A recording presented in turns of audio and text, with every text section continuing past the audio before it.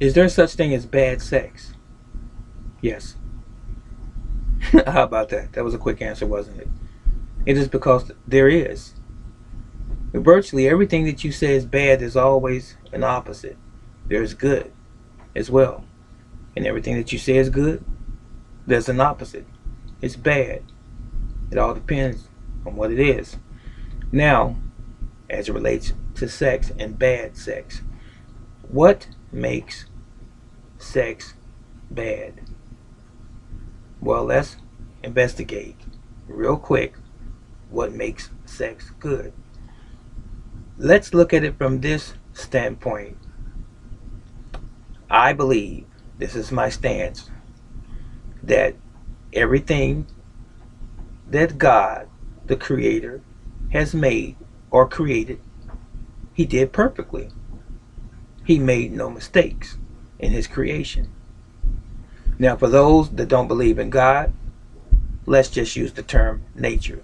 I believe that nature made things perfect, no mistakes.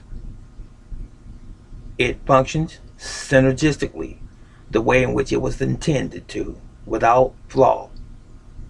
Human beings are no different. Animal world is no different. Now, as it relates to we, human beings, man and woman, when it comes to sex, we are equipped, men, with those physical abilities to perform sexual intercourse with a woman, and a woman has the physical ability to perform and receive that sex from a man. So, men have orgasms and women have orgasms. They're not exactly the same. Men's orgasms typically don't last as long, and women's orgasms can typically be very sustaining for a much longer period of time. And plus, women have and can have more than one type of orgasm: clitoral and vaginal wall orgasm, or some people call it the G spot. All women have not experienced that orgasm. Now, when you are in a relationship with one another, you are supposed to please each other sexually. It's not the man being gratified and the woman not receiving pleasure, nor is it the woman being gratified and the man not receiving pleasure. You're supposed to receive pleasure the same. If you are having sex with your partner and your partner doesn't climax and they need more time, allow them to climax. And that's the male or the female. So, ladies, if you've had your orgasm and he hasn't, let him have his orgasm. Because if he wasn't supposed to have an orgasm, he wouldn't have the ability to have one. And guys, don't be so quick to rush to the finish line. Learn your woman's body. And both of you, for that matter, have a talk with each other and ask each other, one another, what is it that you like? How can I please you better? Am I doing this the way that you want me to? Am I too fast, too slow, or whatever? That's called communication. It shouldn't be embarrassing. It's not embarrassing when you're engaging in it. So it should not be embarrassing if you talk about it beforehand.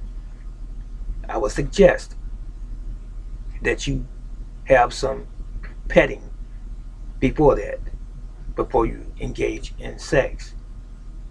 So start out some foreplay, kissing, caressing, rubbing, and so forth, to help one another get in the mood.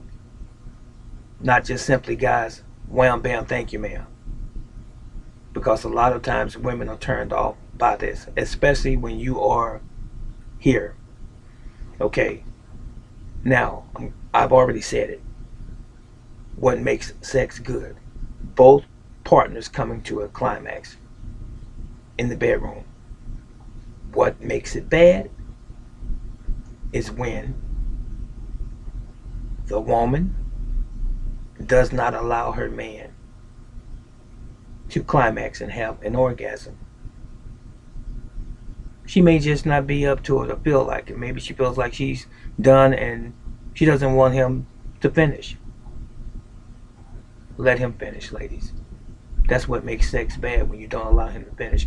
And as I said before, it might sound like I'm repeating this.